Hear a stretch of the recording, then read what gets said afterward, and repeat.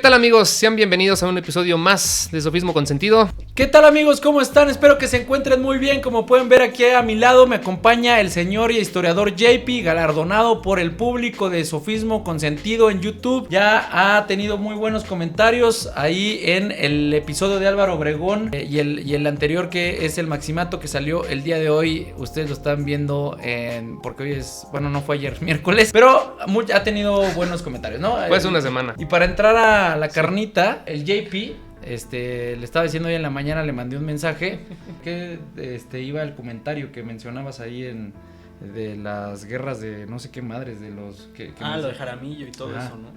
Que incomodaba mucho a los militares, ¿no? Decías. Sí, es un tema muy incómodo todo lo de la guerra sucia y ese tema de Jaramillo y todo.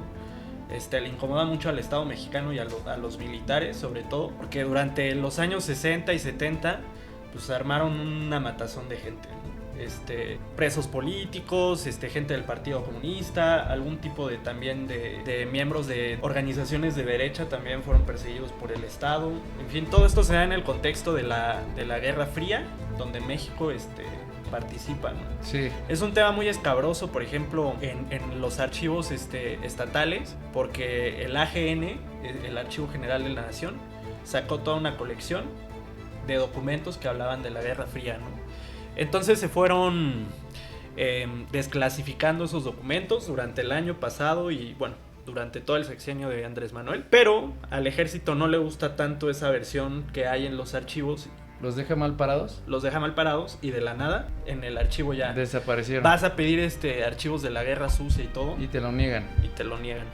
Oigan, para los que nos pidieron ese tema, mi JP, podríamos hablar muy desde la periferia o desde la bibliografía que hoy tenemos, sin que sean los archivos desclasificados como lo hicimos en el caso Colosio. Pero hoy, como pueden ver, ustedes le dieron ahí un poquito de auge a este tema respecto de... Íbamos a hablar en posterior al de el Maximato. JP decía el tema de la conquista, ¿no? Pero antes de entrar al tema de la conquista, previo, queríamos entrar a un tema que es muy de raíces mexicanas, ¿no? De gente que...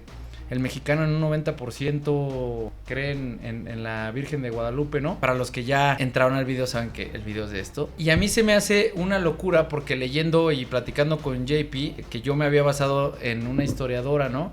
Sí. Que se llama Gisela von Webeser, o no sé cómo se pronuncie, del Instituto de Investigaciones Históricas de la UNAM.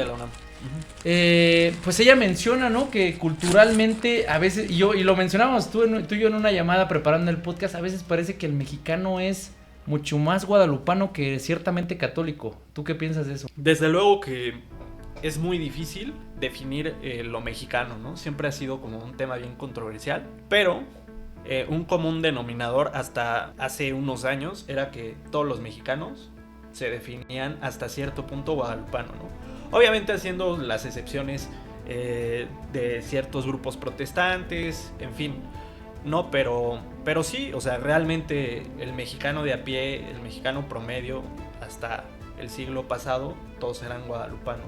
Si leemos las crónicas de Ignacio Manuel Altamirano, un personaje del siglo XIX, uno de los ideólogos del liberalismo mexicano, en fin, decía, bueno, cuando uno va al Tepeyac el 12 de diciembre puede ver al Catrín, puede ver al Indio, puede ver a todos, ¿no? Claro. Todos van al Tepeyac. ¿Es una imagen de unificación del pueblo mexicano? Desde luego, o sea, pensemos que Miguel Hidalgo usó a la guadalupana de estandarte, ¿no? Y que la primera bandera de lo que sería la nación mexicana más tarde fue la guadalupana, ¿no? Claro, vistiendo a la Virgen de Guadalupe en aras de la pretensión de independencia, ¿no? O sea, exacto. Y es que, bueno, toda cuestión religiosa es también política, ¿no? Claro. Entonces, políticamente la Virgen de Guadalupe ha tenido una importancia tremenda en el país. Por eso es muy importante para los mexicanos, lo sigue siendo. Yo pienso, a lo mejor es un tema un poco escabroso, pero que no por nada Morena se llama Morena. Claro. Ahora, bueno, para no entrar al tema político, no darle tanto auge a un partido que la verdad soy disidente, nos dice esta historiadora que realmente cuando se va cocinando el génesis de orígenes de este culto, tiene su mayor auge justamente del año 1521 a 1688, como que se va forjando. Sí. ¿Por qué este periodo de 1561 a 1688? Bueno, este es un periodo que ocupa esta Gisela von Boeser. Todos los historiadores trabajamos con un arco temporal, ¿no? Ok. Entonces ella elige este arco temporal para trabajar las fuentes. Entonces la imagen de Guadalupe supuestamente se aparece en 1521, siguiendo la tradición que ha manejado la Iglesia Católica. Empieza en 1521. Se va a 1688 y lo ocupa en su libro, que es como de los estudios guadalupanos. Este es el último que ha salido, ¿no? Como más serio, más académico.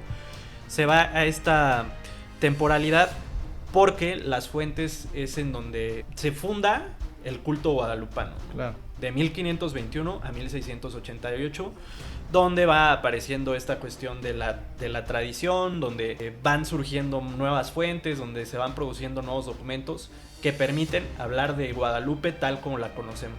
Claro. Y tal como la anuncian los historiadores aparicionistas, ¿no? Y bueno, entonces por eso esta Gisela von Boeser ocupa esta temporalidad.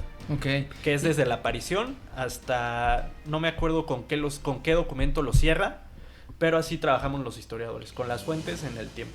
Y la otra que te iba a decir, porque Mau no me dejará mentir, pero nosotros casi siempre, mi madre y algunas personas como mis tías y así, pues tienen un cuadro de la Virgen de Guadalupe. Nosotros llegamos a tener a la Virgen Peregrina, que bueno, es parte del Regnum Christi, muchas otras cosas para los católicos, pero que siempre teníamos justamente la imagen de la Virgen de Guadalupe. Empero el cristiano, el católico, cristiano como género, el católico como especie, de cierta forma, yo sí tengo claro como católico que la imagen de la Virgen, como por ejemplo Lourdes, Fátima, es una advocación. Es una advocación, ¿no? O sea, no, es la Virgen María, ¿no? ¿Estás de acuerdo? Es decir, porque mucha gente mexicana entiende que no, o sea, le preguntas la Virgen de Guadalupe, no, es la Virgen de Guadalupe, pero no es la Virgen María. O sea, como que disocian esta nomenclatura y no homogenizan el objetivo que tenían en su momento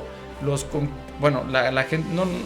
No me gusta hablar de conquistadores, pero la gente que vino aquí a evangelizar, a traer la cultura cruzando el charco, ¿no? Que, como les decimos, el Atlántico. Y sobre todo, que el auge que ha tenido, ¿no? Pero primero contéstame esta pregunta. O sea, obviamente nació esta inspiración en el tema de la Virgen María antes que Guadalupe, ¿no? Sí, bueno, culturalmente las advocaciones son representaciones culturales e históricas de la Virgen María en un contexto, ¿no?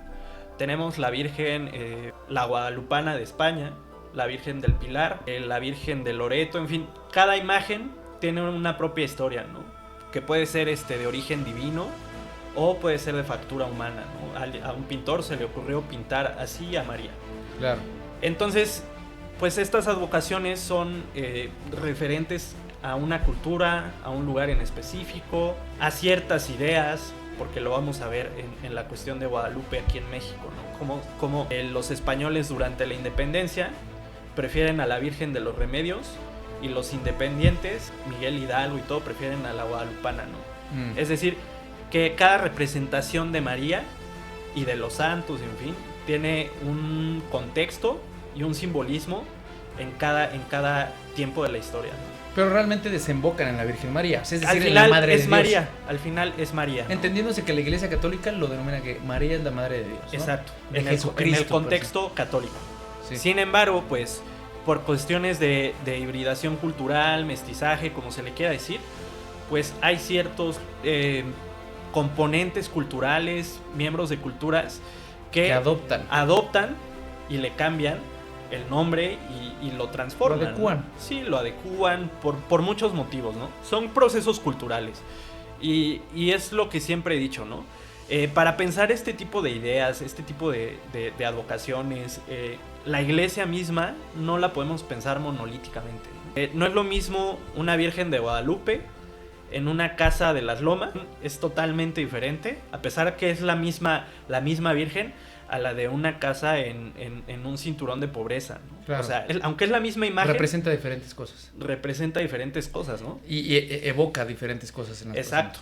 Sin embargo, pues es una idea que, como bien lo dices, o sea, en mi casa también tenemos una guadalupana, y a la casa de mi tía voy también y sé que va a haber una. Y en todo hogar católico mexicano, o que se precie de ser católico, o que se defina como religioso y no protestante, va a haber una guadalupana, ¿no? Sí. Porque también hay gente santera que tiene su guadalupana, en fin. Pero bueno, eso es lo que define por qué los mexicanos... Le llaman o sea, que a veces disocian un poquito el tema de Guadalupe sí. con María. Exacto, ¿no? Y es como, volviendo eso, pues cada grupo cultural va a tener una percepción y un significado muy diferente de Guadalupe, ¿no? En ese sentido, culturalmente, Guadalupe representa a María, pero como te decía, a cierta persona de cierto lugar va a representar otra cosa totalmente diferente. Pero unifica. Y este libro de esta autora habla de que, o sea, que fue como una construcción de algún culto o algo parecido, toca el tema, ¿no? Lo va desglosando porque a lo largo de la historia de lo que se ha escrito de la Virgen de Guadalupe, de la historiografía guadalupana, han habido dos posturas: la aparicionista y la antiaparicionista. La postula que el 12 de diciembre de 1531 se le apareció la Virgen María al indio Juan Diego. Sí, que hay una historia detrás de esa... Nican Mopó, esos textos, ¿no? En esos textos se fundamenta. ¿Qué es el Nican? ¿Cómo nace ese libro? Igual por esa... Bueno, el Nican Mopowa es un texto que se le atribuye al indio Antonio Valeriano. Quiero aclarar que indio en este sentido es una palabra, un concepto histórico que es válido usarlo para referirnos a los personajes que pertenecían a los pueblos originarios durante la colonia, ¿no? Sí. La manera de decirles es indio. Sí. Porque hay que decirle las cosas como eran en su tiempo, ¿no? Claro. Entonces, este indio letrado, educado por españoles, nace en 1520 y muere en 1605. Y hay un debate entre historiadores que dicen Valeriano es el que produce este texto, donde se narra de forma maravillosa, es un texto, por así decirlo, mítico, ¿no? Con todo respeto lo digo, donde se narra pues la tradición guadalupana, ¿no? La de las 4 apariciones, y bueno, las 5 apariciones y cómo sucede todo esto. Porque si me permites, es justo el Juan Diego que una vez se levanta a su clase de catecismo. Exacto. ¿No? La historia que casi todos los mexicanos no sabemos. Exacto. Sí. Y se le aparece y que hicieron muchísimas películas, ¿no? Exacto, hay varias películas. Y si la puedes, o sea, si lo podemos recordar es justamente. Sí. Bueno, tú ya empezaste.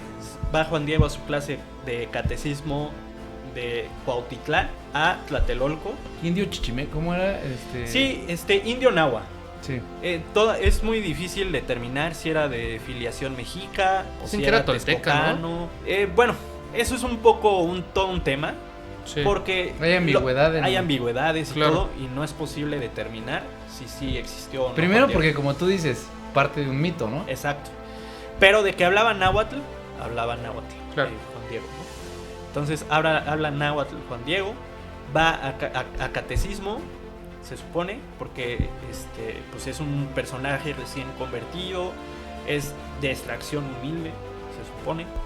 Va caminando de Cuautitlán hacia Tlatelolco, y en ese entonces era un paso forzado pasar por el cerro del Tepeyac. En ese momento sube al cerro y se encuentra a la Virgen María, ¿no? Y María le pide: Juan Diego, necesito o que más vayas. bien sale a su encuentro, ¿no? Sale a su encuentro. María con él.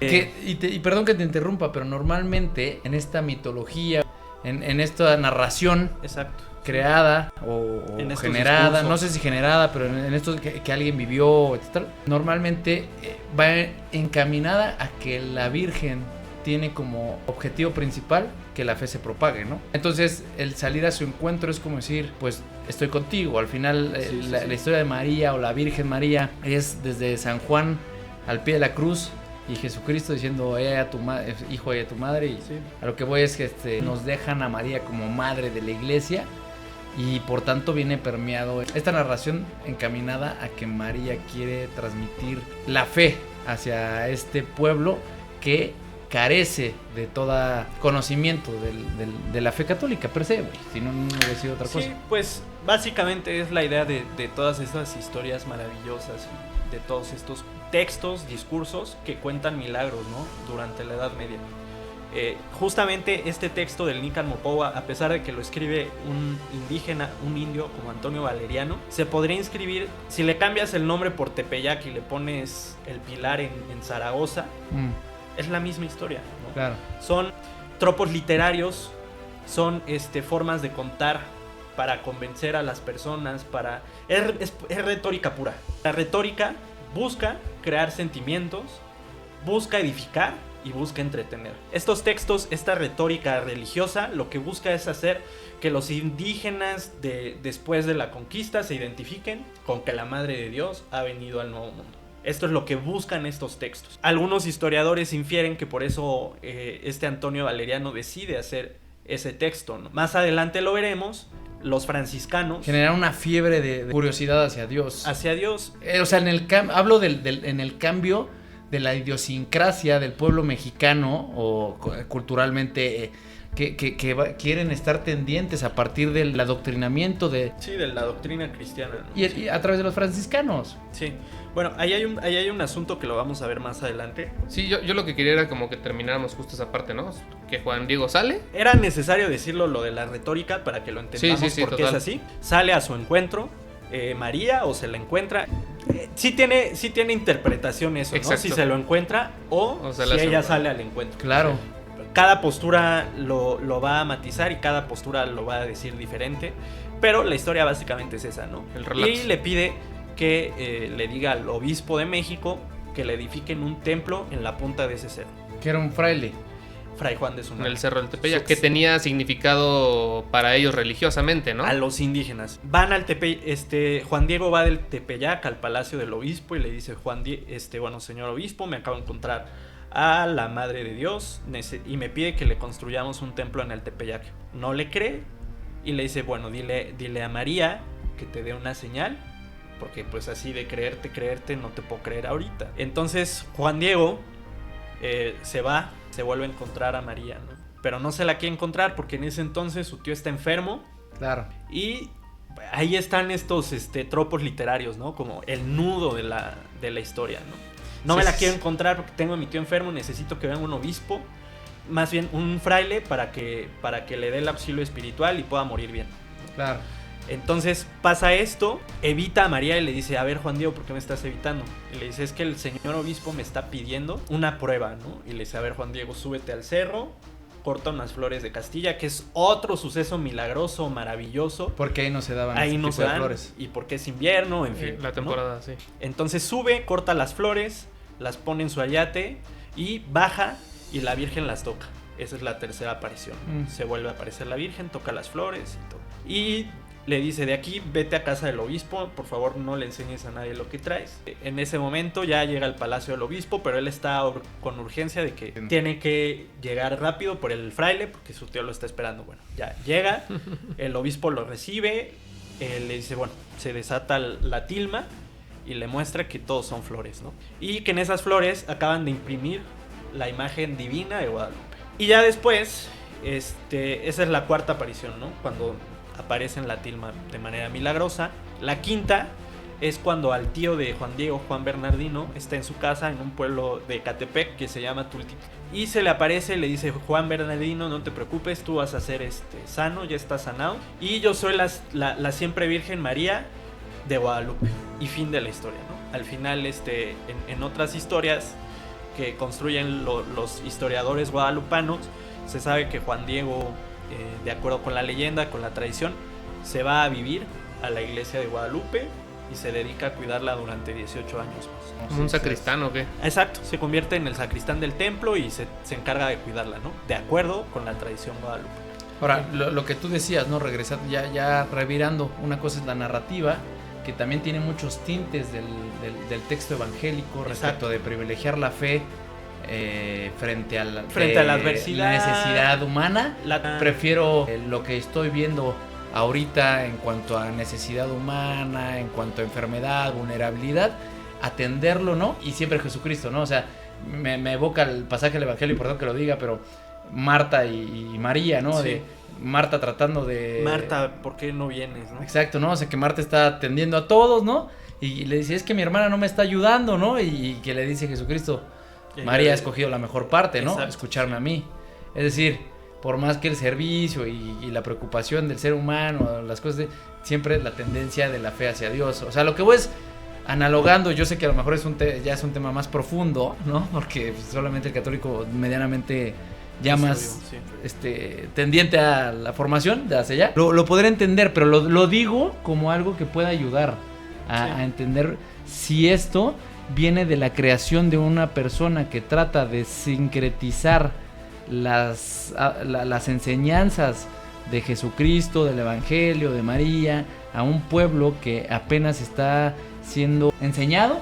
Y sobre todo esto que después vamos a hablar, mi JP, del tema de una virgen mestiza, que lo platicábamos tú y yo por teléfono, ¿no? Este tema de que tú me decías que, y lo platicábamos, que ahí había en el Tepeyac ya un santuario de los indígenas. ¿Nos puedes contar un poquito de eso? O sea, ¿qué santuario, qué diosa se veneraba ahí? Bueno, históricamente, por ejemplo, Fray Bernardino de Sahagún lo documenta en su historia general sobre las cosas de la Nueva España, que en el Tepeyac, en tiempos prehispánicos, era un centro ceremonial donde se adoraban deidades femeninas. Tonantzin, ¿no? Tonantzin, que es un nombre genérico para podría ser Coatlicue, en fin, una serie de deidades femeninas, ¿no? Es lo que sí se sabe. Desde tiempos prehispánicos ya era un centro de peregrinaje. Claro. Y bueno, esto no nos tiene que espantar, ¿no? Porque lo mismo sucedió en la Europa cuando se convirtió del paganismo al cristianismo, pues también santos como dioses del panteón romano se convirtieron en santos católicos, en fin. Son sucesos ya no de mestizaje, sino de hibridación cultural, claro, donde se tiene que forzar, bueno, no se fuerza, ¿no? Donde los agentes culturales van maleando ciertos conceptos culturales que se diría que son forzados, ¿no? Por ejemplo, uno dice, obligaron a los indios a convertirse. Claro. Cuando no es precisamente así, ¿no? El indio decide qué sí y qué no tomar de cada religión. Y por eso la suspicacia. Y funda su propia hibridación cultural. Y entonces, esa es la suspicacia del Tepeyac, ¿no? Probablemente un santuario prehecho, se transforma, dorado, sí, ¿no? De santuario pagano se transforma en santuario católico. Es lo que sucede. Esas son una de las primeras controversias guadalupanas y es ahí a donde quería llegar. En 1556, Fray Juan de Zumárraga ya había muerto y llega un nuevo arzobispo a México, Alonso de Montúfar, que es el que propone y el que avala este nuevo culto en el Tepeyac, ¿no? Pero ya hay que decir que ya había o se corría la voz de que podría ser milagrosa. Sí, en ese momento. No, o sea, con independencia de que Montúfar después llega y sí, lo eleva. Sí. O sea, no sé si sea importante decir esta parte de que ya muchos indígenas o indios en esa época ya decían esta parte de que podría ser milagrosa, ¿no? Sí, y aparte de indígenas, también españoles. Por ejemplo, claro, en este momento en la Ciudad de México, quienes promueven principalmente el culto a Guadalupe o en el Tepeyac, porque todavía no podríamos determinar si ya es Guadalupe, si ya se trata de Guadalupe, son los españoles. Porque hay un labrador español que tenía una estancia de ganado por esa parte de Tepeyac. Ahí estaba una capilla, ¿no?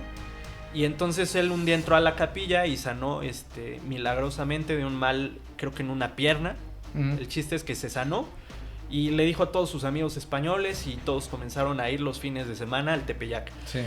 En este sentido, los indios estaban al cuidado, por lo menos los de esa parte de la Ciudad de México y sus alrededores, estaban al cuidado pastoral de los franciscanos. Sí. Y los franciscanos no veían con buenos ojos que los españoles promovieran este tipo de culto a Guadalupe, porque el argumento de los franciscanos es que los indígenas todavía no tienen capacidad para dilucidar qué tipo de culto se le rinde a María, ¿no? Ellos la veneran adorándola. Y eso es una herejía. Ahora, yo lo que te iba a decir justamente es esta parte, porque por eso mencionaba y hacía mucho realce o hacía mucho énfasis en el tema de que la Virgen era una Virgen mestiza. Esta Gisela, ella menciona justo esta parte, ¿no? Primero, esta parte de que ya había una Virgen guadalupana, este nombre que después Montúfar le pone hasta me atrevería a decir, y lo voy a decir, un tema de mercadotecnia y publicidad, mi hermano, ¿no? Sí. Pero lo que quería decir es esta parte, ¿no? Hasta los españoles le tenían esta veneración porque precisamente ellos ya hasta disociaron o dejaron o confundieron dos cultos, ¿no? Tanto el de la Virgen María que se había aparecido en México como el de la de Extremadura, era Extremadura, ¿no? Extremadura. Sino, o sea, ¿nos puedes platicar de esta Virgen de Extremadura?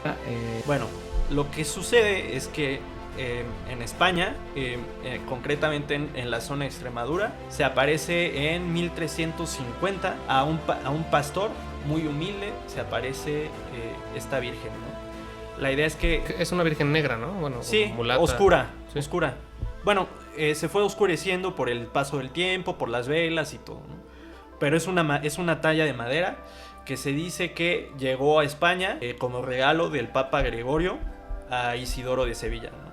Pero tengamos en cuenta que en España, pues, bueno, en cierta parte de la Edad Media llegan los musulmanes y pues van ganando ciudades, van perdiendo ciudades, y justamente lo que hacen los españoles y los cristianos es esas imágenes resguardarlas en sitios, ¿no?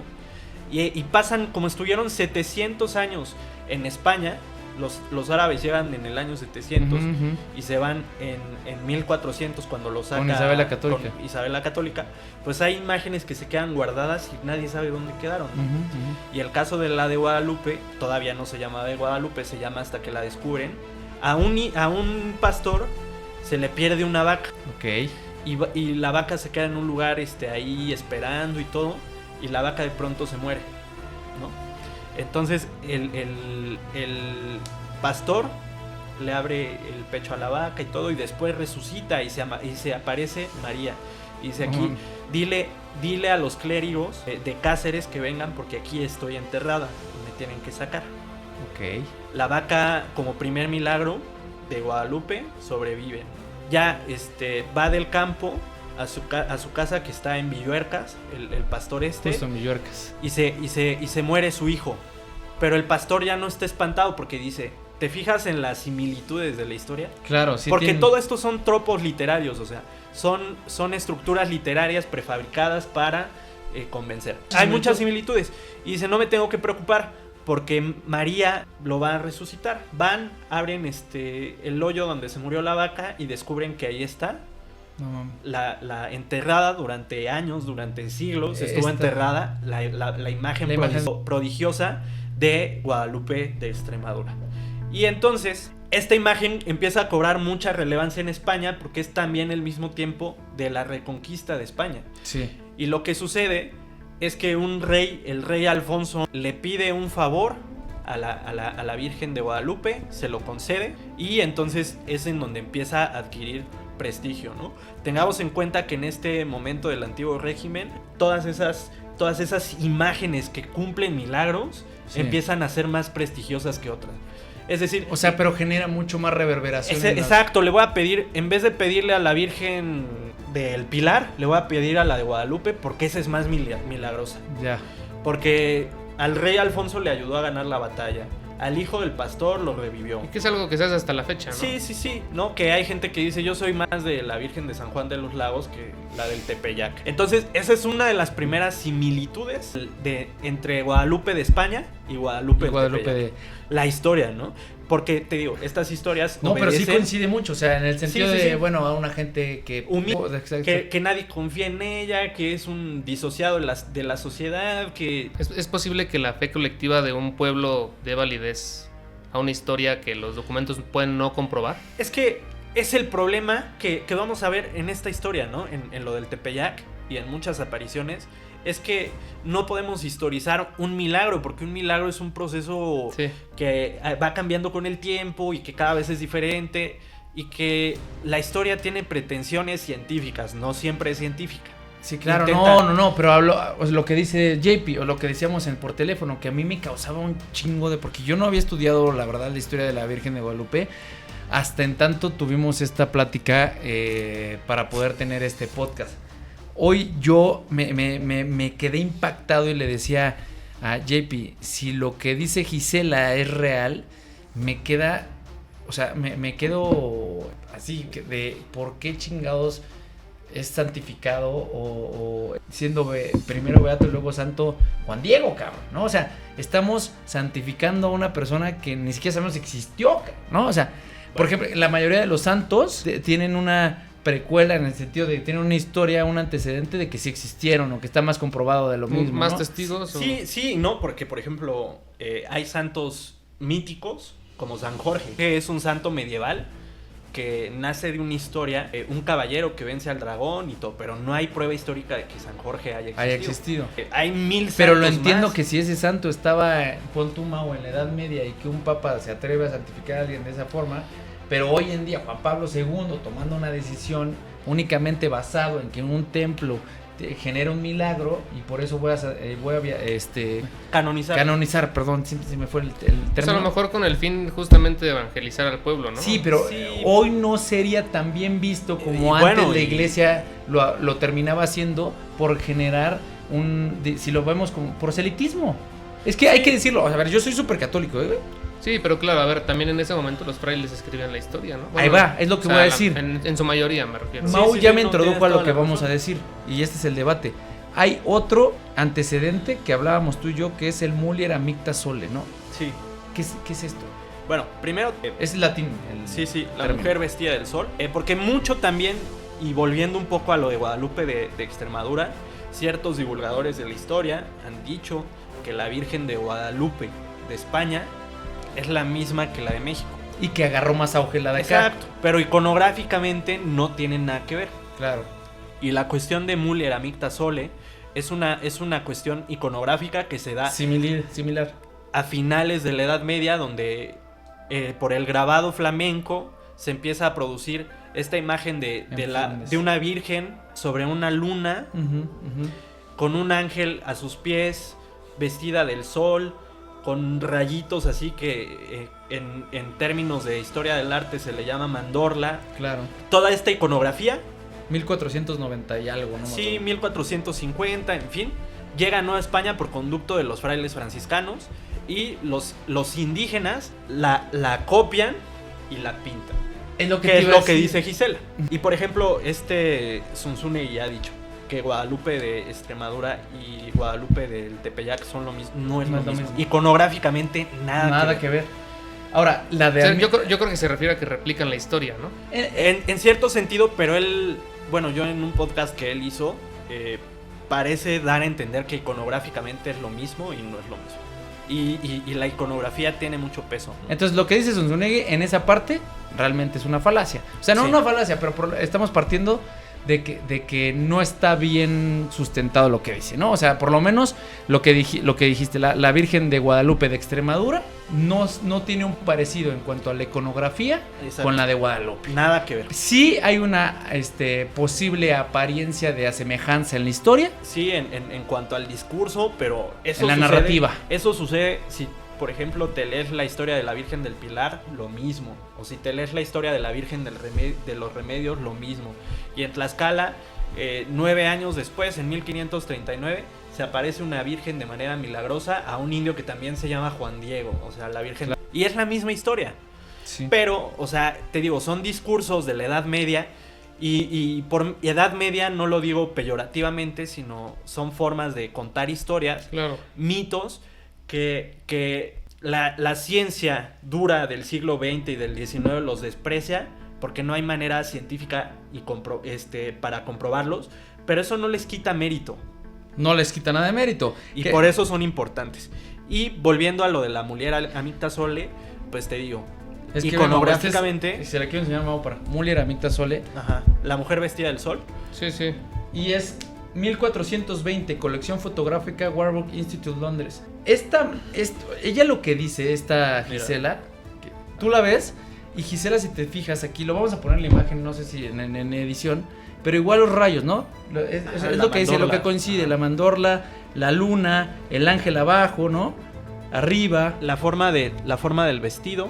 Lo único que cambia es, Acá- el niño Dios, ¿no? Que al final lo que dice después esta Gisela es que los franciscanos que traen esta imagen creían en la Inmaculada Concepción. Exacto. Entonces, en esa época, al creer que la Inmaculada Concepción pues era inmaculada, que nació sin mancha, trataban de evitar que el niño Jesucristo estaba cargado en brazos, ¿no? Exacto, sí. Eso es Por una eso parte, por eso es que la quitan acá. Sí. Y aquí dice que pone las manos en oración para darle un mayor realce, digamos, a que está rezando por nosotros, Sí, etcétera. porque tengamos en cuenta que en este momento de la historia, las imágenes, a pesar de que no son escritura, Eran emiten simbolismos. mensajes. Son símbolos vivos, o sea, que son adaptables. Y Casi, casi como escritura, ¿no? Exacto. Y ese es el valor que Guadalupe tiene, ¿no? Que los Porque indígenas no entendían el indios- latinismo. Indios y españoles Sí, sí. ven algo en ella que dicen, es María. En ese momento los indígenas no veían, o sea, no entendían a través de los latinismos o de los símbolos escriturales, morfológicos, No, sino ortográficos, con las imágenes. sino a través de las imágenes. Dice, otra cosa dice, por ejemplo, que a mí me impacta, pero antes de pasar a eso, lo que te iba a decir es lo que dice esta Gisela, ¿no? En ese momento las reinas o emperatrices, o no sé, de las etnias indígenas, se peinaban con línea, raya en medio sí, y el pelo pegado lacio y pegado a las sienes. Eso tiene que ver también en el simbolismo. Sí, bueno, o sea, es algo que tiene que ver, ¿no? Y eso es interpretación de cada autor. Por Sí, ejemplo, el cinturón negro, Estaba pensando en o otra sea, se han hecho muchos estudios iconográficos al respecto. No, o sea, que tiene que tiene la línea en medio y está pegada lacia así. En Sí, lugar como de, que- si tú ves a la, sí. a la- No, yo pensé que hablaban del ángel, que dicen que las entradas pronunciadas también son como de alguien muy como sabio dentro Sí. de las etnias, güey, de ese momento, de Mesoamérica. Bueno, la verdad es que eso no estoy muy seguro. Yo tampoco estoy muy no seguro, lo pero- pero por ejemplo, Pero por ahí investigué eso. hay gente que encuentra aquí, sobre todo historiadores afines a la iglesia, que en toda la glífica que hay en el vestuario de la Virgen María de Guadalupe, Ujú, hay un códice, ¿no? sí. Yo propiamente no podría decir si sí o no es un códice. De que los indios vieron algo, sí, Vieron.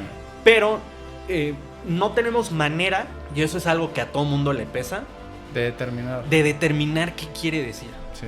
Porque todo esto del subconsciente y todas estas madres de la posmodernidad Lo que ves y todo, sí, no es lo mismo que lo que tú y yo vemos, ¿no? Y ahí más que nada es la subjetividad. Pero los indios algo vieron y algo entendieron, que por eso fue un boom, o sea, Guadalupe. Hay 4 cosas que a mí me dicen. El primero que dicen que tiene una flor aquí. Ajá, la flor, Que son 4. el jazmín mexicano, el Nahui Olin, que significa el movimiento perpetuo, ¿no? Y como la tiene en el vientre, eso quiere decir que ahí está Jesús, porque no es una mujer, la cinta negra Ujú, es por eso se dice está encinta, ¿no? sí, Quiere decir que es una mujer embarazada. claro. Entonces, por eso a María no la pintan iconográficamente, no trae al niño Dios en brazos, pero lo trae, Pero lo trae en su seno. Claro. Entonces, iconográficamente, ese es un argumento más de historia religiosa que ocupan los historiadores aparicionistas, pero que no deja de tener sentido, porque, pues claro, ¿no? ¿Qué sí puede significar eso ahí? Y que utilizaban en la narrativa para poder educar. Exacto. ¿no? Exacto. Exacto. O sea, sí, Porque las imágenes en el catolicismo por eso son tan importantes. Bueno, en el cristianismo. no, los también. simbolismos. Exacto. En el ábside, o sea, en la misa hay muchos simbolismos Exacto. que mucha gente no sabe qué son. Pero Ahora, en ese momento sí lo sabían. Y por Sí. eso vas a las catedrales góticas y los grandes vitrales, ¿no? Sí. Porque la gente, aunque no sabía leer, sí podría decir, si veían a un santo con una espada hacia abajo y a su lado estaba un viejito con unas llaves cruzadas, decían, ese es San Pedro Sí, por claro. las llaves del reino El otro y San Pablo por la espada. La espada de la palabra. Exacto. Pero por ejemplo, lo que yo decía del ábside, que siempre está en fórmula curva, en Ujú. forma curva, y dicen que es el abrazo del Padre, que siempre Sí, sí, trae, sí. ¿no? O sea, siempre hay simbolismos dentro de la Exacto. iglesia católica. Luego el tema de los pigmentos, ¿no? Que también, o sea, es hay pigmentos que tiene sobre todo la capa, que es como azul verdosa, ¿no? Que son muy difíciles de conseguir de forma natural en ese momento, al menos eran muy caros o los usaba solo al menos la realeza, ¿no? Eso es lo que se dice. Pues es que es un problema y ahí es a donde vamos a ir. Vamos a llegar creo a que dicen determinar, que incluso determinar ajá. si es una aparición divina o lo una pintaron. pintura. Francisco Bustamante atribuyó la hechura de la pintura a la Virgen de Guadalupe al indio Marcos Ipac-Aquino, Sí. que bueno, estudió, franciscanos crearon el Colegio de Arte y Oficios, Sí. que ahí es donde lo fueron educando para ir, o sea, lo empapan de esta cultura europea y que es del Que se medievo, adapta. güey, Sí, y se adapta, o sea. a la Virgen cine.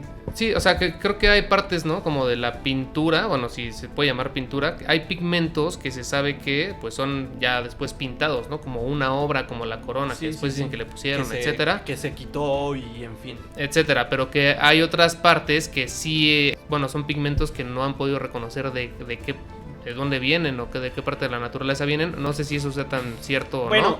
es que eso depende quién lo diga.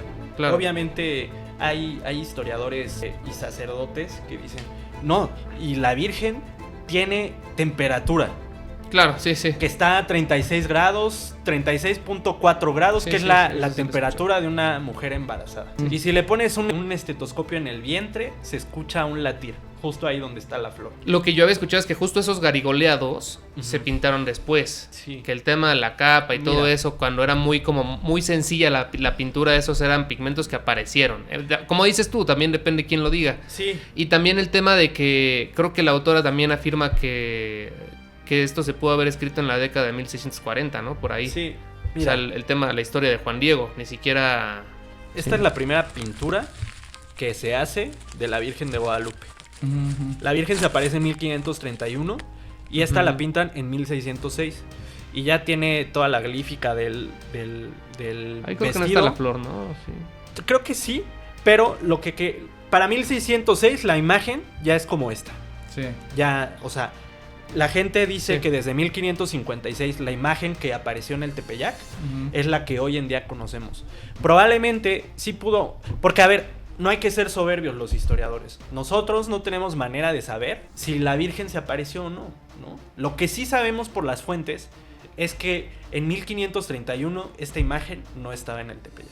Los historiadores trabajamos con fuentes y las fuentes hasta ahora nos hacen decir que no, pero si algún día muy remoto llegara a aparecer el documento y todo, eso cambiaría toda la historia, ¿no? Pero es muy improbable, son juegos de probabilidades. Entonces, la Virgen como tal, como la que vemos hoy en día, Sí. lo dicen Edmundo Gorman, esta Gisela von Gobeser, muchos historiadores, aparece en 1556. Y es a lo que vamos a llegar y que yo creo que es la conclusión que le vamos a llegar, que el hecho de que no haya habido una aparición conforme a lo que narra la tradición, no quiere decir que la tilma no sea milagrosa. Es decir, de valerse de un instrumento material por parte de María sí. para poder generar este tipo de milagros, independientemente de que vamos a pensar en la demonología, güey, que hay muchos objetos que pueden ser susceptibles de infestación. En el caso de la divinidad, pues Es lo mismo, ¿no? Sí. Entonces, a mí con esto que dice que la Virgen como tal puede actuar a través de ello, sí. Lo decíamos en el tema del exorcismo del padre Fortea, que le decían, voltea a ver a la Virgen, cabrón. Y que el güey que estaba poseído volteaba a otro lado, le decía, que te digo que voltees a ver a la Virgen. Y el padre Bueno, se claro, refería ahí al estamos cuadro. hablando de María, ¿no? Por eso, pero a lo que voy es lo mismo. Está hablando sí. del tema físico, güey. Sí, sí, sí. No, y el güey voltea a ver a otro lado y el demonio se voltea y le dice, es que tú no sabes dónde está, cabrón. O sea, Yo también ahí, y creo que también vamos a llegar a este punto igual, o sea, traigo esta pregunta y justo con base en la historia o el libro de la autoría de Gisela, y la tengo escrita también para mejor leerla. ¿Podría la construcción del culto, ¿no?, haber sido parte de un plan divino para arraigar la fe en el Nuevo Mundo? Pues mira, digo, yo también soy católico y todo, pero yo no soy teólogo y yo soy muy escéptico con todas esas cosas. Sí. En ese momento de la historia no importa si... Y yo creo que hasta hoy en día, ¿no? Por ejemplo, hay noticias de lo sorprendente, de lo maravilloso de gente que ve en su comal una Virgen de Guadalupe, ¿no? Bueno, que se le los árboles, apareció, las tortillas, güey. que se apareció la Virgen del Metro Hidalgo, o sea, Sí. y para ellos es algo milagroso y es algo que uno no puede cuestionar. Sí. Y si probablemente Dios existe y quiso que fuera divino, es muy probable que sí lo fuera. Pero como historiador hemos de decir que lejos de ver un plan divino, sí vemos un plan humano. Claro. Y yo sí, La doctrina, Pero con dices. intervención divina, eso es lo que me refiero. bueno, O sea, que por intervención divina haya llamado a lo mejor a los frailes de ese entonces, o no sé, a los que escribían la historia en ese entonces, a que fuera un culto, la construcción de este culto del que tanto habla el libro, y en 150 años. yo como católico te diría que sí pudo ser algo divino, pero como alguien, Pero como historiador, yo te digo que hay un plan humano, ¿no? sí, claro. Que al final son los misterios de la vida, ¿no? O sea, la historia, el pasado es un misterio, a pesar de que hagamos libros y libros y libros y busquemos fuentes y fuentes y fuentes. Al final el pasado es un misterio y es una ficción. Y como ficción lo interpretamos de manera diferente y de manera subjetiva a cada quien, ¿no? Por más objetivos que queramos ser. Entonces, yo sí al creo... final es un cúmulo de versiones y hasta que coincidan Yo más personalmente, como unas con otras. historiador, creo que es un plan humano, porque lo vamos a ver a lo largo de todo este proceso, ¿no? Sí, total.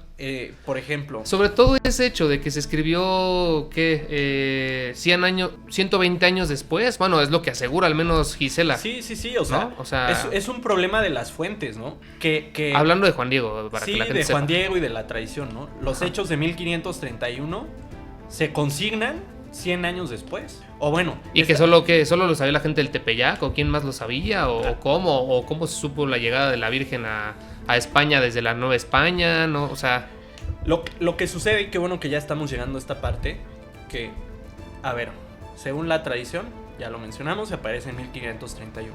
sí. Pero hay un silencio total en eso, ¿no? Es decir, ¿cómo es posible que el arzobispo de México, Fray Juan de Zumárraga, se acaba de aparecer la Madre de Dios? Está María misma bajó al Tepeyac y no le escriba al rey o al papa: Santo Padre, ¿qué cree? Que en México acaba de aparecerse a la Madre de Dios en la tilma de un indio. Sí. Dices, bueno, ¿no? Inverosímil. Inverosímil. Digo, como historiador uno tiene que cuestionar. Y te voy a escribir. Sí, en términos históricos, a lo mejor del universo, güey, pues 100 años es nada, cabrón. Sí, pero en no, términos pero en históricos términos de históricos, información, y sobre es todo muchísimo tiempo, en esta güey. parte de la fundación de la colonia de la Nueva España es donde hay más fuentes, ¿no? Porque si se va a fundar una ciudad, se escribe al rey que se está fundando una ciudad. Entonces, ahí no puede haber un silencio historiográfico, no puede haber un hueco. un hueco, o sea, es improbable, ¿no? Y más en una sociedad tan católica y tan religiosa y Pero fervorosa. lo que decíamos... O sea, que hay un documento mínimo, Lo que ¿no? decíamos Para- es que había ya, o sea, algo que sí precede y que motiva o impele o es un aliciente para poder formar este culto ya de forma rigurosa o, pues no sé decirlo, como ya institucional. Ajá. Es toda esta parte que Montufar sí se da cuenta, ¿no? Sí. Que genera parte de la adquisición pecuniaria que genera la Virgen de Guadalupe de Sí, Extremadura. no, es un tema. Se va al Tepeyac. Sí. El Tepeyac genera dinero, genera... Exacto, y es un poco visitas. ahí a donde vamos, ¿no? Entonces, en 1531, pues ya, de que existía la capilla, existía en 1531, no sabemos si había una imagen, si había un grabado, no sabemos, ni lo vamos a saber. Es ilógico que haya un silencio así, más cuando Fray Juan de Zumárraga en una frase dice: no necesitamos más milagros, palabras más, palabras menos, porque Dios ya hizo muchos milagros. Porque Fray Juan de Zumárraga proviene de una corriente del pensamiento católico influida por Erasmo, ¿no? Sí. Y todos estos franciscanos que llegan a la Nueva España son franciscanos reformados que tienen una idea muy diferente del cristianismo. Claro. Ellos proponen un cristianismo más centrado en la piedad, en la oración, no tanto en grandes milagros, en grandes procesiones, más centrado en Cristo, ¿no? Y no les gusta tanto que los indígenas... Para ellos era una manera de herejía, ¿no? El tema Sí, que vieran a Tonantzin Guadalupe, ¿no? Entonces, el culto como tal empieza a partir de 1555 Porque llega, te digo, este obispo Fray Alonso de Montúfar, que es dominico, Que ahí y tiene una manera muy distinta de pensar a los franciscanos, y que en 1555 se hace el Concilio Provincial Mexicano, que sienta las bases de la Iglesia en Nueva España, ¿no? Es como la reglamentación jurídica, canónica de ese momento para la Iglesia en Nueva España. Y posteriormente, en 1556, de la nada, en septiembre, aparece una imagen en el Tepeyac, que es la que ya hoy conocemos, ¿no? Sí. Y que genera una controversia total, porque los indígenas están comenzando a ir en masa, en desbandada al Tepeyac. Y pues obviamente los españoles, que son cristianos viejos, como se les decía en ese momento, ellos ya tienen los rudimentos básicos del catecismo para saber que María no es una diosa, sino es la madre de Dios, que no es lo mismo, y tienen ciertos rudimentos. Que una diosa. Exacto, ¿no? Para conocer la doctrina cristiana. Los indígenas tienen 25, 30 años que los acaban de conquistar. Entonces, sí, claro. Ellos, en términos de mentalidad, es muy difícil cambiar mentalidades, ¿no? Entonces ellos ven algo que los españoles no están viendo, ¿no? Porque en un principio ir al Tepeyac, donde 30 años atrás se veneraba a Tonantzin, pues es una forma velada de seguir en idolatría. manteniendo esa... Y los españoles lo sabían, y ellos lo sabían. Por ejemplo, hay una forma de arte híbrido entre católico e indígena que se le llama arte tequitqui, ¿no? Que tequitqui quiere decir escondido, ¿no? Y por ejemplo, vas a iglesias en Puebla y todo, donde ves que un ángel, sí, es un ángel cristiano, pero tiene unas ojeras así, unas ojerotas. Y eso, en la simbología, en la iconografía indígena, es Tlaloc, ¿no? Que un español ve a San Miguel, pero un indígena está viendo a Tlaloc. Sí, claro, van a haber simbolismos distintos. Exacto. A los que va a haber alguien adoctrinado con la entonces, religión cristiana. Estalla la bomba en 1556, porque el domingo 6 de septiembre de 1556, Fray Alonso de Montúfar dice: lo que está pasando en el Tepeyac, yo lo permito, es algo bueno. Y hay milagros. Y hay milagros. Y los franciscanos dicen: a ver, 2 días provincial, después, el 8 de septiembre, que es el día de la fiesta Bustamante. de la Natividad de María, De María. el cumpleaños de María, le dice: a ver, señor arzobispo, lo que usted está Dice que diciendo... enfrente del virrey de la corte, Bustamante, ¿no? Sí. Dice, censura todo el tema de las apariciones y dice que simplemente no puede ser que se le atribuyan milagros cuando, así dice textualmente, cuando el indio Marcos la había pintado hace apenas unos... Ayer. Ujú. Sí, hace apenas unos días. Entonces, para los españoles, eso es, más bien para los franciscanos, eso es herético, ¿no? Y hay un tema político detrás del Tepeyac. Y lo más cagado es que ellos iniciaron el culto, güey, ¿no? O sea, los franciscanos. No, o sea, ellos hicieron capillas. A ver, cuando llegan los españoles a Nueva España, Bueno, pero lo propiciaron, ¿no? fundan capillas en las poblaciones. No son tantos franciscanos, entonces, por ejemplo, hacían una ruta, ¿no? Cada 3 meses iba un fraile a celebrar misa esa. Sí, como pues sucede en las misiones. Ah, sí, exacto. Bautizaba, confirmar, ¿no? Bautizaba, casaba, confesaba, ¿no? Cada 3 meses iba y Claro. cada 3 meses no iba. Entonces, pues esa capilla del Tepeyac pertenecía a la doctrina franciscana de Tlatelolco, ¿no? Entonces, a los franciscanos no les gusta esto porque pues les están quitando una capilla. Claro. Y todo el trabajo que están haciendo los franciscanos, todo lo que les están diciendo los franciscanos: por favor, la Virgen María es la Virgen María, no es una diosa, no se le adora, no te tienes que hincar ante ella así, ¿no? No tienes que hacerle una genuflexión profunda. Como esas cosas que los cristianos sabemos que no tenemos que hacer con María, ¿no? Claro. No es Dios, es la madre de Dios. No se le adora, tiene un venera. grado de latría, ¿no? Ujú. Dulía, hiperdulía y adoración, ¿no? Ujú. Ya sabes.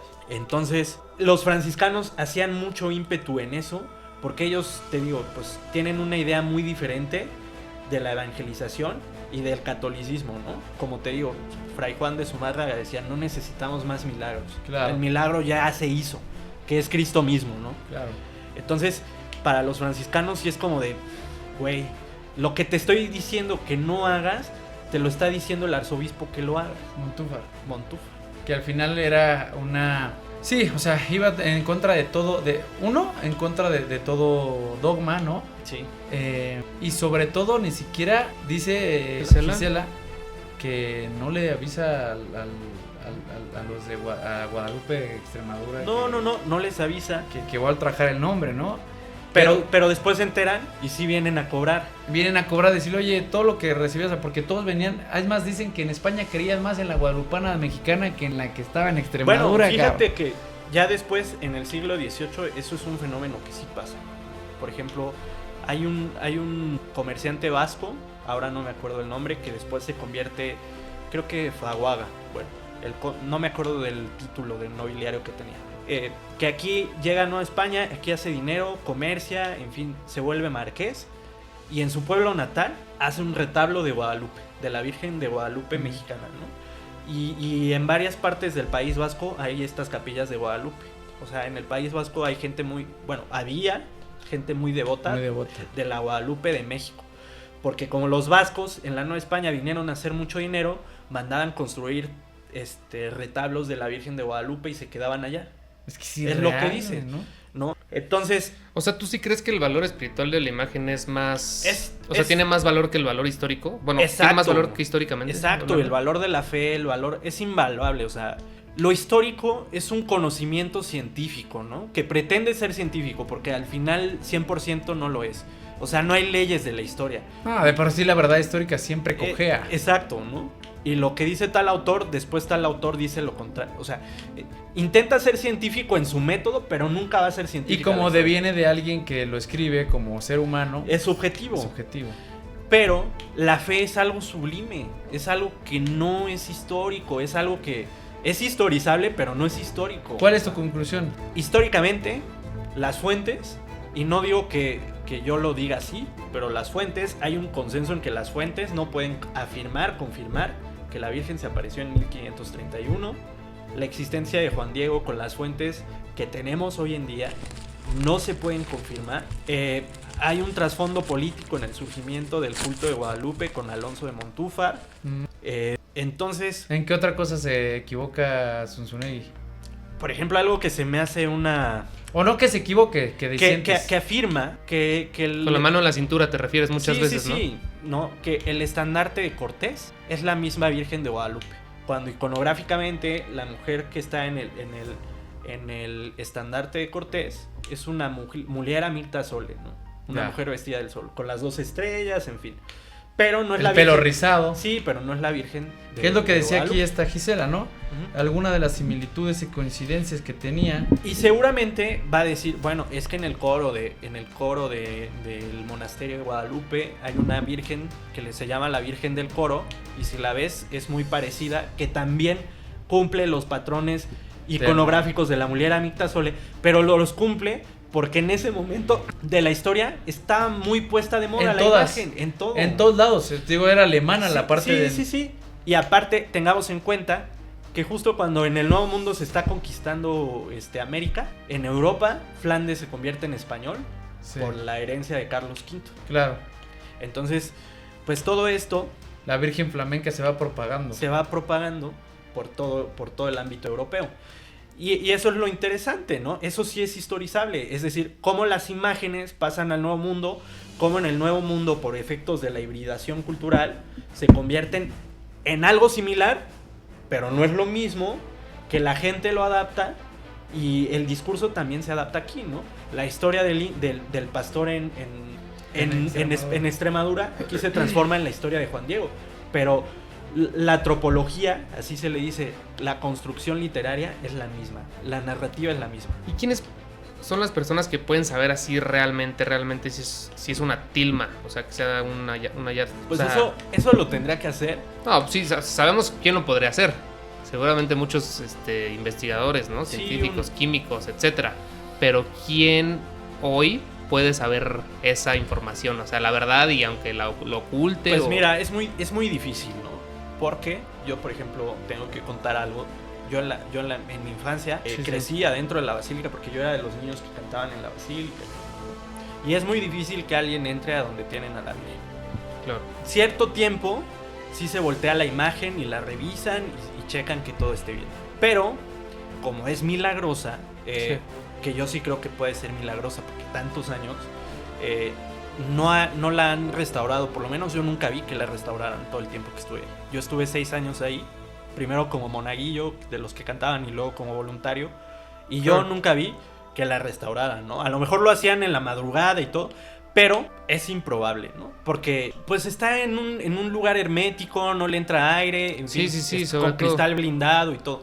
Pero quien tendría que determinar Tú que has tenido contacto con algunos otros, la autenticidad tendría que ser pues, un científico, un restaurador. químico. Por ejemplo, hay una versión de que en 1900, después de que la Virgen estaba en la Basílica Antigua, no sé si han ido pues sí, Sí, yo sí he rezado el rosario de arriba. Ajá, había una Basílica Antigua. En 1975 se cambia la imagen de templo y al momento de cambiarla de templo se dan cuenta que está muy deteriorada y hay un Guillermo Schulenburg pide que se haga una restauración y supuestamente se hace. Eso yo lo podría decir, ¿no? Yo no lo vi, yo no tengo manera de comprobarlo. Claro. Yo también me podría inventar una historia de cuando yo estuve en el coro, yo vi cómo vino la NASA y o también podría inventar que yo veía cómo la cambiaban cada mes, ¿no? Que ya tienen un stock de tilma, o sea, nadie, ¿y tú crees que la iglesia lo va a Sí, no, así, o sea, sí. eso es algo súper secreto, ¿no? Sí. Entonces yo con Y lo mi que te iba a decir experiencia- es que tú bueno, no sé si has tenido acceso a documentos así históricos tan viejos que si, como dices tú, lo sacas de ese vidrio muchas veces o de esa protección, no es cristal, ha de ser un vidrio algún... No, es un que- tipo de papel. Ajá, pero lo libre que de lo ácido cubre, y ¿no? te lo tienes que poner con guantes. Con y guantes todo. porque aparte te puede generar alergia en la... Sí, Bueno, no sí, alergia, hongos. sino hongos, Por ejemplo, etcétera. yo sé de un historiador, Se puede destruir eso. sí, que se le metió un hongo por la nariz y nunca supo qué era. Pensaban que era cáncer, que era lupus, que era cualquier cosa. Sí, sí. Y hasta que se murió, porque eran unos dolores tremendos de cabeza y alguien se acordó, es que un día fue al archivo sin por la vía respiratoria, sí. sin cubrebocas, ¿no? Por eso tienes que ir al archivo siempre con cubrebocas y guantes. Pero sí, o sea, bueno, científicamente si alguien lo tuviera que hacer, tendría que ser un científico. Por ejemplo, este restaurador que hizo una supuesta restauración, que yo no lo vi, que a mí no me consta, que no hay fuentes fehacientes, que yo no podría afirmarlo. Exacto, o sea, no puedes afirmar algo así con la mano en la exacto, cintura. ¿no? Es irresponsable. Sí, ¿no? sí. Aún si afirmara que o sea, que a mí me tocó ver un milagro tampoco. Pero lo que sí te puedo decir es que No, perdón, pero se supone que para que el santuario de la Virgen sea reconocido por la iglesia, pues tiene que tener requisitos de varios milagros, es cierto, ¿no? sí, se supone, ¿no? Que que tiene que ser como- para permitir o declarar como milagrosa una imagen, tienen que haber actos que son inexplicables por sí mismos y que científicamente no tienen Sí. una lógica, ¿no?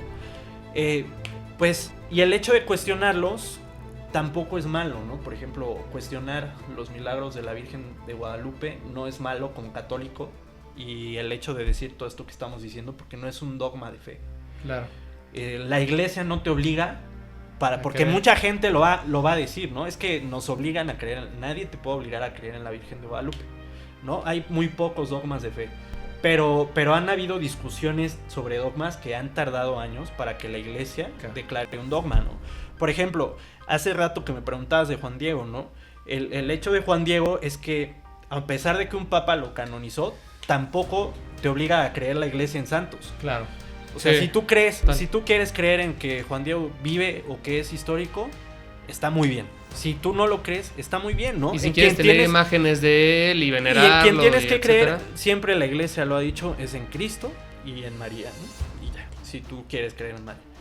Entonces, ese es el debate, ¿no? Si uno quisiera saber de qué son los materiales, porque aparte este restaurador dijo que él vio, que él notó, Sí. que el material con que se hizo la Virgen de Guadalupe es hilo de cáñamo. Quién sabe, yo no lo podría afirmar. O sea, que de ayate no tiene nada, se refiere. Sí, porque el ayate es una tela de maguey, Del maguey, sí. de isle, como muy rudimentaria, y bueno. Eso es yo creo que para este momento de la historia eso ya es irrelevante y que ya no importa si es algodón, si es maguey, o sea, eso ya no importa. El milagro y el mito es más grande que la ciencia. Que la ciencia, y sobre Por todo eso es un se ve mito. traducido en los 10 millones de personas que acudieron a la villa en 2018, güey. Sí, o sea, por ejemplo... O sea, hay gente, JP, que transita 500... O sea, el dato está aquí, güey, y lo dice esta Gisela, güey. En ocasiones hasta 500 kilómetros, güey. Sí, no más. Es una locura, Mau. 500 kilómetros, no sé si... Digo, obviamente no de rodillas, pero en bicicleta, cabrón. Sí, ¿no? De lugar, o sea, es una perra Muchísimo. locura. Sí. Lo que trato de decir es, Es como irte de aquí a Veracruz, güey. Hay gente que se va de rodillas, no a los 500, pero, o sea, lo que voy a decir, del Ángel allá, cabrón. Sí, ¿no? Sí, no, o sea, es algo que... La fe es algo que no se puede pensar en términos científicos, ¿no? Es ilógico. Racionales. Es como la analogía de San Agustín, ¿no? Del niño que quiere meter el agua en un hoyo en la arena. Es imposible. Sí. Es por eso son misterios de fe. Son cosas inexplicables. Y ese es el problema que causó, lo podría decir, la iglesia al querer forzar una canonización de Juan. Claro. No, y lo meditaba hoy en la mañana y ya sé que voy a meter la fe otra vez, pero dice José Luis Martín Descalzo, cuando en el tema de Nicodemo con Jesucristo, ¿no? Que dice que a veces el intelectualismo se cruza mucho con la fe y que Jesucristo nunca viene a clarificar, viene a abrir más bien dudas. Exacto, viene a abrir el misterio. Y el problema es que no estamos preparados para que nuestro corazón se abra al misterio porque nuestro orgullo pesa más. Dice, no es que haya carencia de corazón, es que hay un exceso de orgullo, ¿no? O sea, siempre es un puto pedo pensar que pues, no viene a clarificar, Dios no viene a clarificar, viene a abrir el misterio. Sí, y que... Como para poner a prueba nuestra fe, ¿o qué? Pues está cabrón. Mira, por ejemplo, el que hizo la restauración, José Sol Rosales. Bueno, este es un reportaje que salió en el 2002, en proceso, justamente en el contexto de la canonización de Juan Diego. Se canoniza en 2002, viene Juan Pablo. Sí. Y que causó un fuerte problema político, bueno, más bien dentro de la iglesia. Okay. Porque quienes canonizan, quienes postulan la causa de Juan Diego, hacen todo, históricamente, como historiadores, hacen todo lo que no deben todo hacer. mal. Todo. Se inventan una fuente histórica, el códice escalada, ¿no? Claro. Alguien dice, yo acabo de encontrar un documento que dice que se apareció Juan Diego y que vivió tales años después de... Entonces, Sí. ¿crees que se precipitan para justificar Sí, la beatificación primero? Exacto, primero la beatificación y luego la canonización. Y darle pie al Papa de que sí suceda. Pues mira, ya Juan Pablo, o sea, yo creo que Juan Pablo le tenía un cariño especial a México y a la Virgen de Guadalupe porque es el primer país donde viene y él siempre lo dijo y todo, ¿no? Pero históricamente le queda a deber a la historia, en el sentido de que no que la historia lo vaya a juzgar, sino que no fue un proceso histórico riguroso, ¿no? Y cada vez la iglesia le pone menos atención a esos procesos históricos. Claro, y nos atreveríamos a decir entonces que Juan Pablo II cogió del mismo pie que cogió Montúfar. Sí, de unificación. Sí, porque está viendo que en una época de decadencia del catolicismo, a raíz de todas las piltrafas que han sucedido en el ministerio sacerdotal, sí. como vamos a hablar en el próximo capítulo de Maciel, que también tiene un buen que ver con esto. Necesitas un resurge de fe, ¿no? O sea, o sea, mira, lo acabas de poner en los mejores términos que ni a mí se me hubiera ocurrido. O sea, acabas de hacer la analogía perfecta, ¿no? Lo que hizo Juan Pablo II fue lo mismo que hizo Alonso de Montúfar. Necesitamos más creyentes, no creo que haya sido por lana, la neta no creo. No, pero que la iglesia está decayendo. Sí, porque por ejemplo hay historiadores que hablan de un decaimiento a principios del siglo XVII, en 1600. La segunda mitad del siglo XVI, es decir, de 1550 a 1600, fue el boom del Tepeyac. Claro. Fue el boom de la Virgen de Guadalupe. En la mitad del siglo XVII, es decir, 1650, 1630, 1640, hay un decaimiento. Ya la gente ya no va tanto al Tepeyac. Sí. Entonces dicen, necesitamos. Y de la nada surge esta situación del Nican Mopowa, ¿no? Se empiezan a escribir libros y se empieza a tomar como forma esta historia, ¿no? Se apareció un indio Juan Diego y todo. Pero es algo que surge por la necesidad de darle prestigio al culto, de darle un origen divino, de darle legitimidad. Y es lo mismo que sucedió con Juan Diego. O sea, Claro. tú lo has puesto en los mejores términos. Que en esa época era sensacionalista la iglesia respecto de un papa que unía masas y la chingada, pero más allá de ello, en la fe estábamos de Sí, una sí. España totalmente atea, cabrón. Ahora, ¿qué haría Se la volteó iglesia? al otro lado y a los curas les decían cuervos y decían hijos de su puta madre y ya empezaba Joseph Ratzinger a sacar el tema de los sacerdotes pedrastas, o sea, oye, sí había Sí. una crisis, cabrón, de la iglesia católica, no de la fe, de la iglesia católica. Sí, una crisis institucional, ¿no? O sea, ¿qué haría la iglesia si se comprobaba que la tilma es una simple pintura? Pues mira, Mejor que le convenga. No, pues de convenirle, no me digas que no, le No, conviene, no, pues pues, sabemos que no pero le conviene perdería, para yo creo, nada, muchos güey. fieles. mira, yo creo que... No, pues simplemente No. diría como, pues ¿saben qué? Fíjate que yo creo que... Porque ahí hay otra pregunta, o sea, ¿quién ha manipulado más la pintura?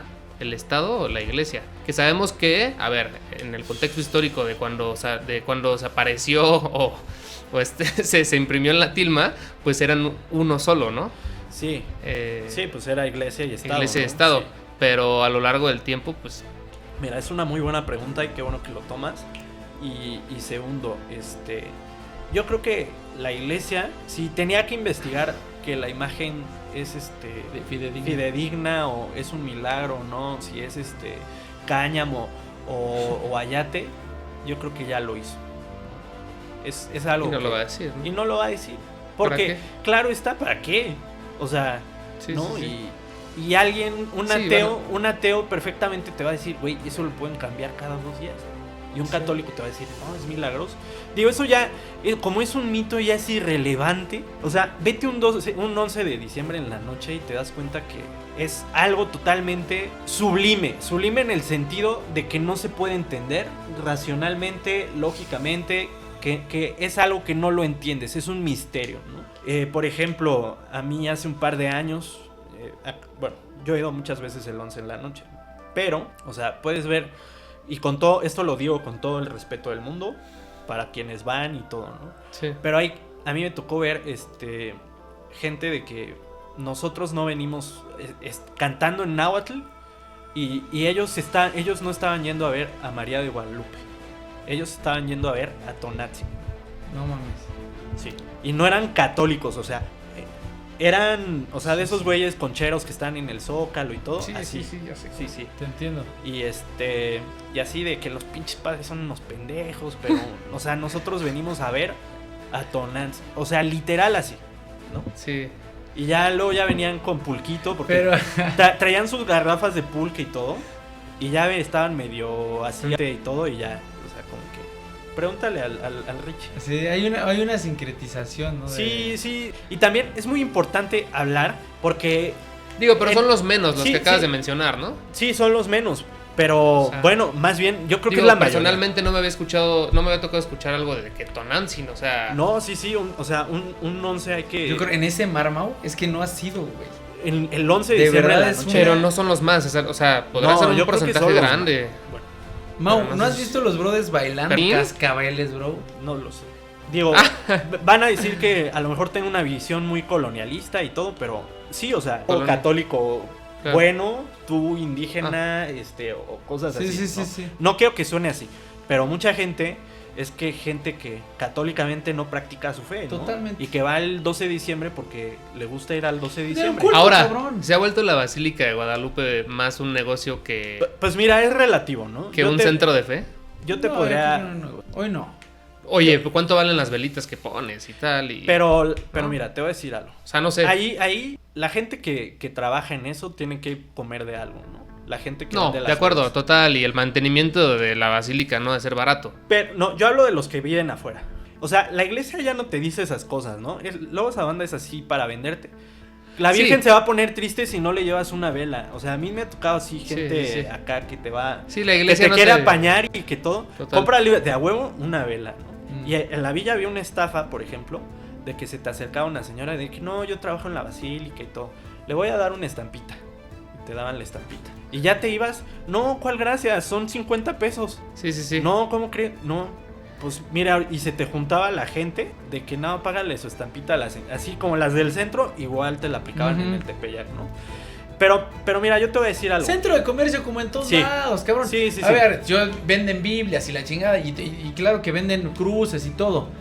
Vas a poner en un lugar donde realmente el tema es la Biblia, la cruz, la Virgen, bla, bla, todo lo que te evoque algo, pero un centro católico. Pero mira, yo te diría que institucionalmente un negocio redondo. Pero no le deja al Vaticano, es como que le deje. Y mira, y te voy a decir algo. Te digo, a lo mejor porque mi visión es parcial y está sesgada, pero, o sea, no es un negocio cuando porque nadie te forza. Sin mamá le deja más la Legión de Cristo a la Iglesia Católica que la No, pero a ver, lo que quiero decir es que no es un negocio porque nadie entras al Tepeyac y no está el policía. No es una imposición coercitiva. Oye, dame como en ciertas iglesias protestantes, ¿no? No, la fe sigue siendo una imposición y la gente lo da porque de plano le nace dar. Y también, o sea, el mantenimiento de ese lugar tan grande, o sea, no es de a gratis. O sea, ¿cuándo has visto la basílica mal pintada, no? O sucia. O no, o sea, a lo mejor, bueno, el 12, 11 de diciembre sí, ¿no?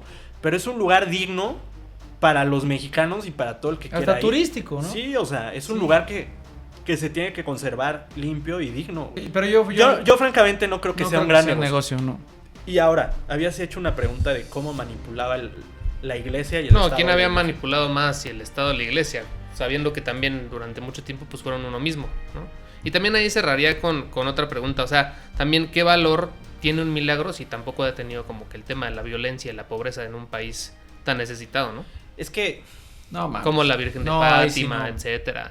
No, ahí yo no creo. No, pero mira, esa es una pregunta muy buena, la última, porque la gente no ha entendido que no ha entendido. Sí, como Brasil, ¿no? También, o sea... Que son muy católicos. Y esa es muy fervorosos. Libre albedrío de las personas. Exacto, no la gente... Si ni el mismo Dios puede intervenir entre la capacidad de decisión de alguien para privar de la vida a alguien, ¿cómo chingados una...? Déjenme hacer mi trabajo, la pregunta es ahí es medio... muy buena, yo creo que es muy buena. Yo creo que es muy buena porque, por ejemplo, la gente que vive muy cerca de la villa siempre se está quejando que los peregrinos... son unos trogloditas y que no sé qué y siempre, pero lo hacen desde una perspectiva moralista de que es que esa gente es de lo peor, por eso México está como está. Claro. Y la culpa no es en sí misma de la iglesia. La culpa es del Estado que no pone botes de basura. O sea, ¿cómo va tanta gente y no le pones un chingado bote? Sí. Y es a lo que voy. El Estado se sigue beneficiando de la imagen de Guadalupe. Claro, a lo mejor si siguiéramos siendo Nueva España, ahorita seríamos potencia, ¿no? Exacto, pero aparte esa narrativa de que ¿cómo es posible que un país tan católico sea tan violento? Esas son narrativas de la izquierda. No. Son narrativas. No, yo no diría que de la derecha, güey. Sí, la izquierda es la que niega que hay violencia. Y por ejemplo, o sea, esa distinción de que los países protestantes son mejores que los católicos porque a los protestantes sí les gusta el dinero y les gusta trabajar, y como los católicos tenemos la idea de la caridad y de ayudar a los demás y de la misericordia, por eso somos culeros, ¿no? Porque siempre estamos pidiendo perdón. Y esas narrativas ya están más que superadas. Son gastadas. Sí, o sea, son eso de decir, al pueblo lo tienen idiotizado con la tele y con Guadalupe. Eso es una total mentira.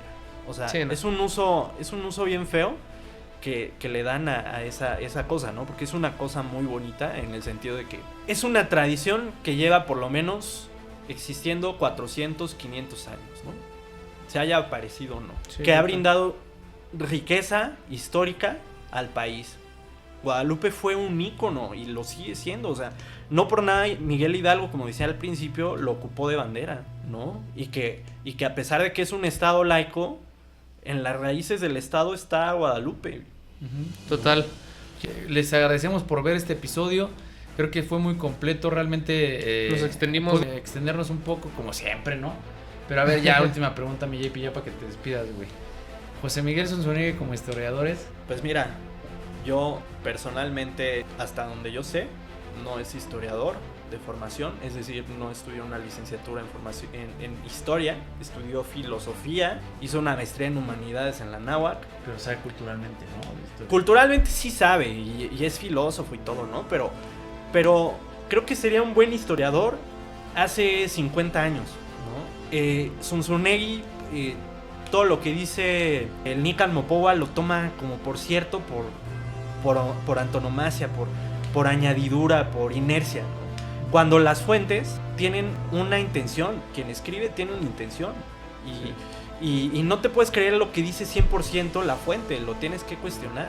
Claro, hay una hermenéutica detrás del escrito. Exacto. En este caso, por ejemplo, está la hermenéutica, la teología, ¿no? Que es la finalidad del espíritu, de lo que quiere decir. Entonces, no la literalidad. Entonces, él se queda ahí, ¿no? Y bueno, yo creo que eso ya es algo que se necesita ir cambiando, ¿no? Claro. También tiene unos matices en la historia que dices, bueno, o sea, si bien la conquista no es la historia negra que nos han contado, tampoco es la panacea, ¿no? Se tiene que ir matizando y todo, y este personaje no matiza. ¿Tiene una interpretación muy eurocentrista? Eurocentrista yo creo que sí, que no está mal en cierto sentido, pero si lo fundamentas bien. Y dos, o sea... sí, no me refiero a que caigan extremista, a que caigan en el exceso. Me refiero a que caigan... Lo dijo en un episodio del de cuando van a tener la gran Tenochtitlan, no sé qué.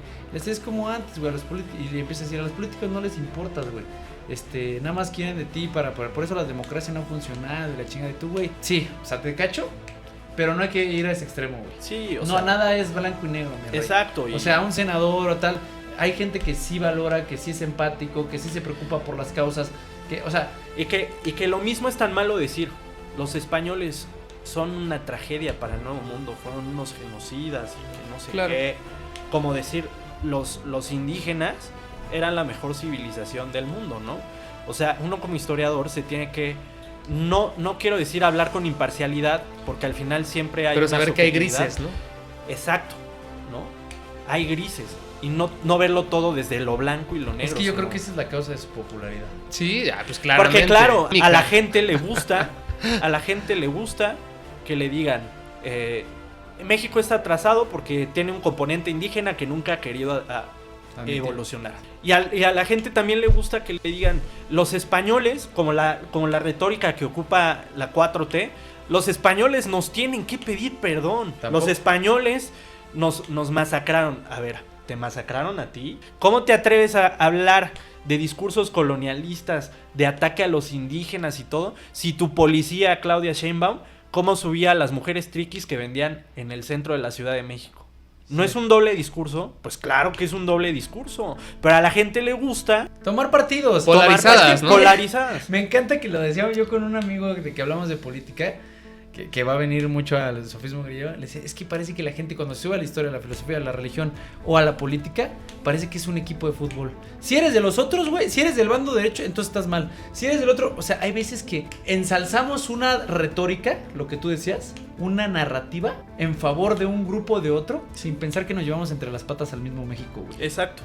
Y es lo que pasa. ¿Qué dices? O sea, pero por ejemplo, a ver, compartes eso de que si dejáramos de contarnos la historia como nos la contamos, que eso repite mucho Zunzunegui, a lo mejor seríamos un país muy distinto en el sentido de contarnos la historia de que siempre somos los oprimidos, de que nos robaron el oro, de etcétera. Sí, en cuanto a la victimización, yo creo que sí. Yo creo que sí, pero sí. También pues hablar las cosas con justeza, ¿no? Es decir... Sí, no ser incendiario, ¿no? No ser incendiario y aunque es inevitable tomar partido, ser consciente que uno está tomando partido, ¿no? Yo, por ejemplo, en este momento dije, y si no lo dije, lo vuelvo a decir. Yo hablo desde mi posición de católico, ¿no? Total. Porque soy católico. No es lo mismo decir, ¿te imaginas que yo hubiera dicho todo esto sin aclarar que soy católico? Pues la gente obviamente no es tonta, se da cuenta que uno es católico, ¿no? Pero estoy tratando de matizar mi discurso y estoy aceptando que como católico, que la historia guadalupana es inconsistente, ¿no? Si yo fuera un historiador así, patriotero, católico y todo, yo diría, lo que dice el Nican Mopowa, eso es 100% real. Claro. Y tenemos que confiar en lo que dice, ¿no? Hay que tener la audacia de saber, o sea, de preguntar. ¿no? Y creo Sí, que de sí. eso se trata. Pero cuando tenemos narrativas digeridas, que el Estado ya lo pensó por ti y te lo zambute, que te dice, los españoles nos conquistaron, nosotros somos el pueblo oprimido y nosotros vamos a transformar la historia del país. Es un uso político de la historia.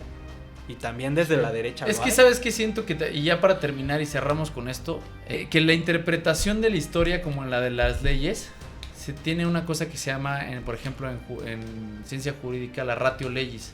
Y en historia sería la ratio essendi, la ratio esencial de las cosas. Entonces, la interpretación no puede ser literal, no puede ser positiva No, siempre. no. Tiene No, un natura, el jus natura, ¿no? Esa- mira, el espíritu. tú lo pones en términos jurídicos, y ahora la historia tiene muchas corrientes y lo aborda.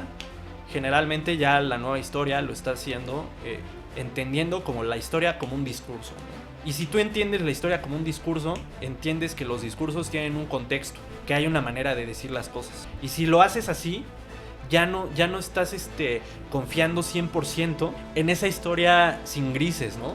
En esa historia donde todo es porque es así, porque alguien quiso que fuera así, llámese Claro. Dios, por la lucha de clases y todo, ¿no? Cuando tú haces una historia que se pregunta por el contexto, que busca la raíz de dónde proviene el problema, donde haces una lectura de segundo orden, es decir, una lectura de segundo orden sería preguntar por qué el que lo escribe lo escribe así, a quién quiere convencer, desde dónde lo hace, a qué se dedicaba, ¿no? Por ejemplo, en el caso del Nican Mopowa, ya para acá. Bueno, si haces esa pregunta de segundo orden, te das cuenta que el indio Antonio Valeriano era un indio españolizado que se sentía más perteneciente a la sociedad novohispana que a la prehispánica. Claro.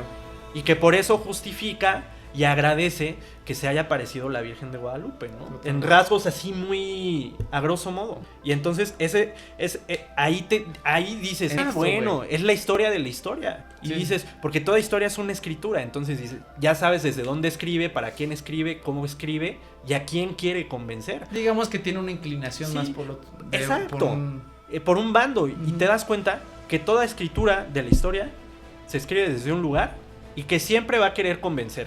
Claro. O sea, todo lo que yo dije te está tratando de convencer de que la historia es un discurso y que no tiene que ser blanco o negra. Tiene Sí. que ser interpretable, gris y todo, ¿no? O sea, uno lo hace tratando de convencer a las personas. Si no lo hicieras así, Sí, es no, que tibio, eres güey, un pinche nah, tibio. Sí. Exacto. 100%. Pues bueno, familia, espero que hayan disfrutado el episodio. Les queremos mucho. Saben que va a estar esto en Chismecito Histórico. También lo estamos subiendo a Sofismo Consentido. Las redes de JP siempre se las ponemos ahí. La pleca está ahí. No sé qué tema quieren que sea el siguiente. Si quieren dejar algo para que en los comentarios ellos Dejen decidan. el tema de historia que vamos a platicar. Creo que va a ser la conquista, ¿no?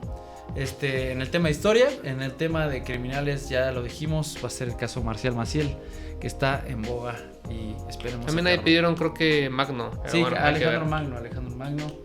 Pidieron a Alejandro Muy Magno. bueno, ¿no? Pues a mí me atrae mucho esa parte de la Fíjate historia. que a mí en la escuela siempre me dio mucha hueva la antigüedad clásica. Nah, hombre, ¿neta? Sí, güey, aprenderte. Es que es tanto tiempo, güey. Es Sí. inabarcable, güey. O sea, Alejandro Magno es Aristóteles, es del tiempo de Aristóteles, güey. Sí. Y dices, no manches, está cabrón. Pero es un Antes de personaje. Cristo. Un personaje que se tiene que estudiar y que la historia lo ha abordado desde nuevas perspectivas. Claro. Creo que sería interesante abordarlo desde la nueva historiografía, ¿no? Por Sí. ejemplo, los franceses. Una han inspiración estudiado- para Napoleón, por Sí. ejemplo, ¿no? lo han estudiado ya desde otra perspectiva y todo, ¿no? Ya no tanto como lo militar, sino como Total. lo que trataba de decir. Pues ahí pongan en los comentarios qué tema les gustaría. Ahí ya saben los que están en puerta de todos modos. Muchas gracias por estar aquí. Gracias a los dos. Gracias, alegría, chavos. Pásenla chingón y nos estamos viendo. Vámonos. Cuídense mucho. Gracias. Besitos.